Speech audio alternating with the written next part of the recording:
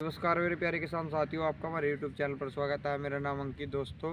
और आज फिर हम एक वीडियो लेकर आए हैं। वीडियो में आगे बढ़ने से पहले आप हमारे चैनल को सब्सक्राइब, वीडियो को लाइक और वीडियो को शेयर जरूर कर दें। तो दोस्तों आते हैं आज के मुद्दे पर।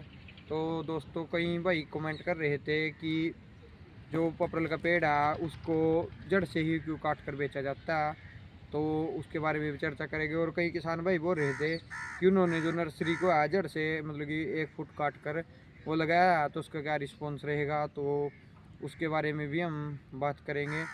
और तो सबसे पहली बात मैं आपको बता दूं किसान साथियों, जब आप अपने पपरल के पेड़ को काटते हो तो उसको जड़ से काटने के बेनिफिट तो ये है कि जब आप किसी पेड़ को जड़ से काटते हो, उसकी जड़ को निकलवाते हो, तो दोस्तों क्या होता है, जो अगली बार है खेत जोतने में एक तो आसानी रहती है, और दूसरा जो जड़ है उसका भी आपको 200 से 250 रुपये, 250 300 रुपये प्रति क्विंटल का जो रेट है वो मिलता है। यदि आप जड़ को नहीं निकालोगे तो सेकंड टाइम जो वहाँ पर है पेड़ लगाने में आपको समस्या होगी। और मतलब कि क्या हुआ है, जड़ आपकी मिट्टी में दबी रहेगी, जिसकी वजह से क्या कहते हैं उसको, अगली बार खेत जोतने में भी समस्या रहेगी, और जो उसका वेस्टेज है उसको मतलब गलने सड़ने में टाइम लगेगा।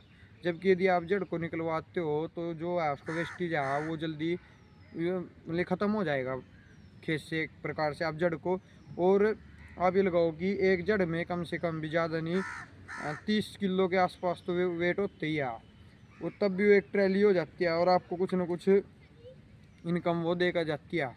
तो जड़ से उपाड़ने का ये फ़ायदा है पेड़ को। किसान भाई स्पेशली पूछ रहे थे कि ऊपर से क्यों नहीं कटवाते, आप ऊपर से भी कटवा सकते हो।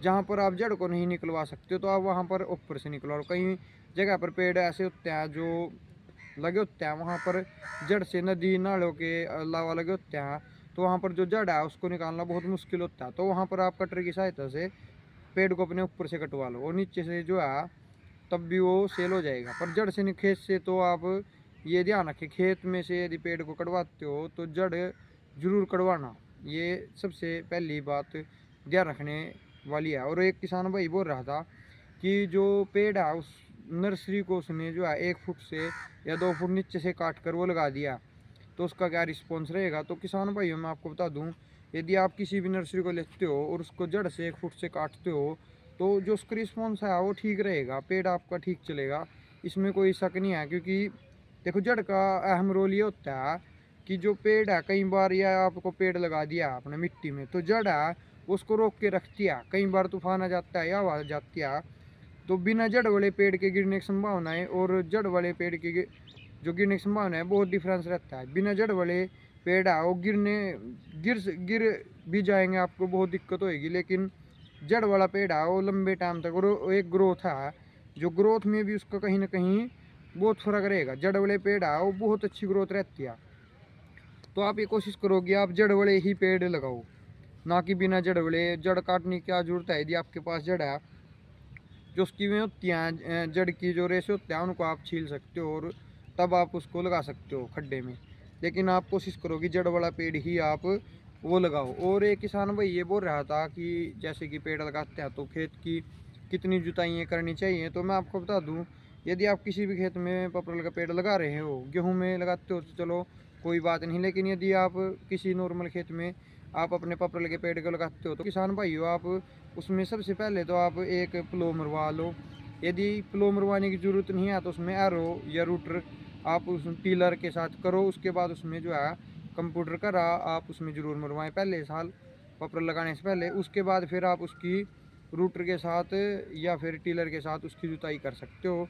तो बुरा खेत होना चाहिए अच्छा प्रकार से, 2 3 जुताइयाँ करके तो आप उसको लगा सकते हो पेड़ को, ना कि आप उसको डायरेक्ट ही लगा दो।